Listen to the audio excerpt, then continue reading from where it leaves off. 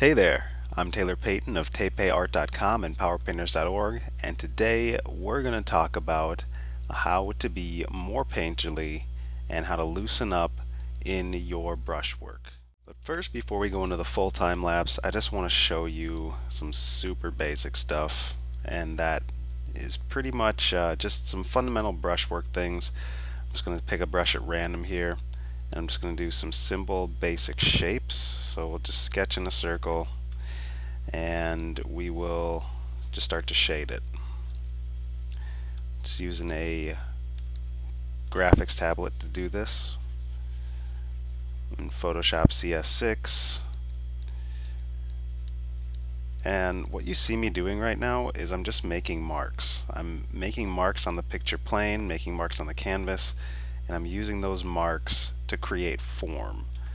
Now, there are a lot of ways to create form, and this is a fairly rough and loose way to do it.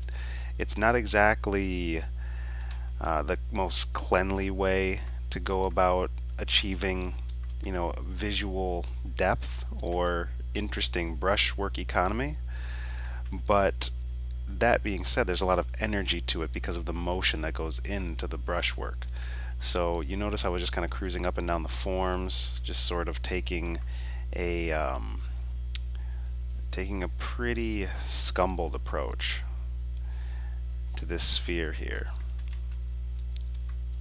And that is one way of carving form in sort of a painterly way, using a super basic shape, nothing fancy. Pretty much anybody watching can do that. And then there's sort of a more polished route, wherein, let's just say, for example, you have a template, so there's stuff you can't go outside of, and we'll switch our brush here to something super soft so you really can't see the edges. And then there's a much more polished approach to creating form. Now, both of these are perfectly valid, for whatever sort of technique you want to do, whether that's fairly loose and sketchy or fairly tight and rendered and polished, or sort of a hybrid, kind of an in-between, like maybe we can clean up the edges of this one, the contour per se, and get a result that starts to feel like it has that balance of roughness versus cleanliness. Because clean edges gives us the impression of more organization.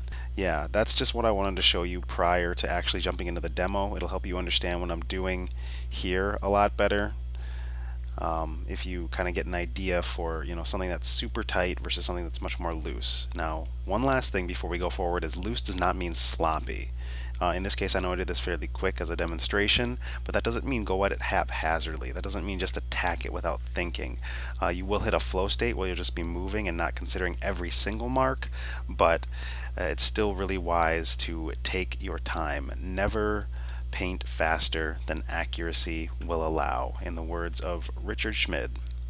So yeah, without further ado, before I go into render mode here as my hand decides to take control of my brain, we'll get to the demo portion. Okay, so here we find ourselves in the demo portion of the video. It is the remaining duration of this tutorial, and I know you're going to enjoy this and get a lot from it as you see the time lapse happening here. As a side bonus, for those of you who have made it this far in the video, I currently have all of my courses on sale as a test. So the beginner painting course, I will have this full tutorial, not time-lapsed, the full 2 hours it took me to paint this, in there as well as a bonus for those of you who grab it this week when the video is out. The price will change after that, so you'll want to take advantage of it ASAP, but for now let's talk about the demo.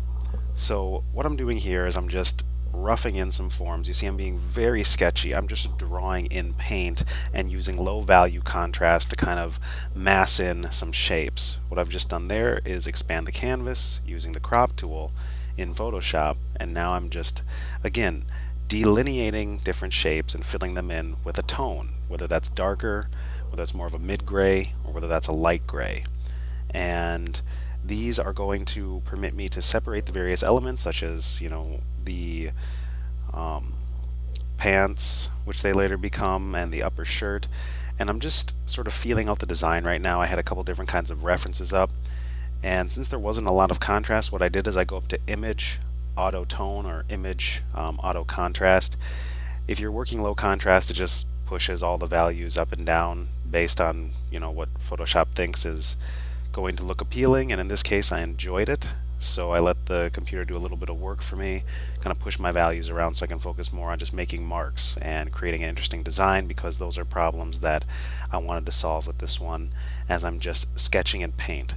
So one key thing to keep in mind as you're working without a drawing is that there are going to be a great many drawing errors. Like, my portions right now are all over the place. The pose doesn't have, amazing flow, and I'm sticking it out and just fighting those errors the entire time. And that's part of this process when you're working solely in paint.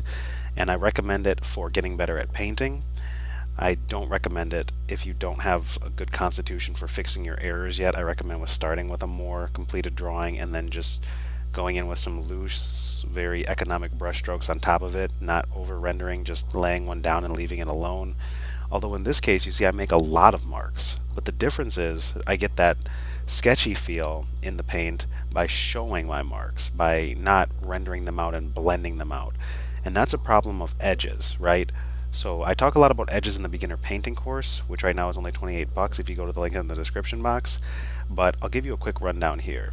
Edges are where things terminate, so for example, the skirt versus the shirt versus the hair and the skin, that's one type of edge. But the edges that I'm talking about more so are where forms are turning, and whether they're turning in a very sharp way or they're turning in a very soft way. So rounded forms turn in a more softer way, and you're not going to see a lot of sharp paint edges, so really hard strokes. Imagine like taking your pencil and really grinding it in to your medium versus kind of a light touch that would create a softer edge versus a very hard edge. Harsh edges are good for assigning values and sharper objects, like more mechanical objects, or for cleaning up the edges of, or I'm sorry, cleaning up the perimeter of your figures or the perimeter of your shapes. But when it comes to having just appealing edge work, a lot of it is just knowing when to use softer edges or completely lost edges. Like clouds have a lot of lost edges, and clouds, in fact, are one of the greatest things you can look at to understand how form flows. And what we're doing when we look at edges and the way that our brushwork makes edges, whether those edges are very sharp and stark or whether they are very soft and lost and give us more rounded form transition, those are what we want to be paying attention to. So having a strong knowledge of the fundamental that is edges, which is just how things touch and transition and how your marks look on the picture plane, that will give you a much better control over your painterliness versus over rendering everything. Over rendering typically means you're softening all your edges aside from the hard contours of your line art, and that can look pretty stiff. There are some ways to do it really well. I know a couple artists that absolutely kill it in particular, very strong graphic styles. But when you're working with a more painterly feel, you definitely want to just allow the various marks you're making to show through. You don't want to blend them all out. That's like if you're drawing in pencil and you take the blending stump and you just like roll it all over everything so you can't tell what's a mark and what's just one big haze. So you want to avoid things being too hazy, you want to avoid things being too rounded, and you do that by just getting confident in the marks you're making. And mark making in and of itself is a whole nother video, but in essence what it will permit you to do is create the various textures, the various transitions of form, and allow the hand of the artist to show through, your artistic hand. So when you make your marks, just leave them. Like I'm doing the cheekbones right now, I'm putting eyes in, I'm tweaking things as I go, I'm like making a mark and then I'll do the eyedropper tool to pick a value right next to it, and I'll change the shape a little bit. And what we're doing when we're painting and being painterly is we're working in shape more so than in line. So as I got more and more comfortable with the design and I kind of settled on a rapier type deal and sort of a back cleaver sword thing and some interesting shoulder armor and some sort of a different leg pose. I just wanted to kind of fade the feet because I wasn't really focused on those. Although I still do some anatomical tweaks at the very end of this because, as I said, when you work this way, you will be fighting drawing issues essentially the entire time because you didn't draw it out first to see how it looked in line, which is one of the simplest ways to parse things. That's why I always really recommend learning to draw very strongly, not stiffly, very strongly, like with good construction before you paint, because in paint you're going to come up with a lot of construction issues because paint and shape are harder to discern than the nice clean contours of edge work. My beginner drawing course works really well for that, whether that's the 12-week edition or the 8-week edition. Again, all this stuff is on sale, and I know that I'm bringing it up a lot, and just to be transparent, I am trying to sell more courses because I've lowered the price quite a bit, so I have to make up for that distinction. I sent out an email about this, and more or less it's like experimenting in your art, right? You have to change up your prices, you change up the way that you promote stuff, and you get the results you're looking for. Much like, you change your medium, you change your brushes, you change your style. Marketing is like that too. So yes, my interest is in getting you to get the course, but then I do want you to send me assignments. I do care about your progress. You as an individual, you listening right now. But I just want to thank you for watching. Subscribe to the channel if you haven't already. I don't care about all the thumbs up YouTube algorithm crap. In fact, I would much rather have you sign up for the Power Painters mailing list, which you can find in the description box below.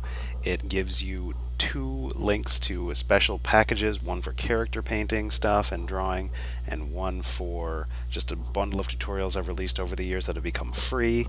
That's just my way of saying thank you, and that I enjoy the fact that you are investing in power painters and moving forward, because those are the people I want to bring into my fold, the kind of people who want to get better at art, who want to understand fundamentals that the masters have given us. And here's the final result. I'm going to stop rambling.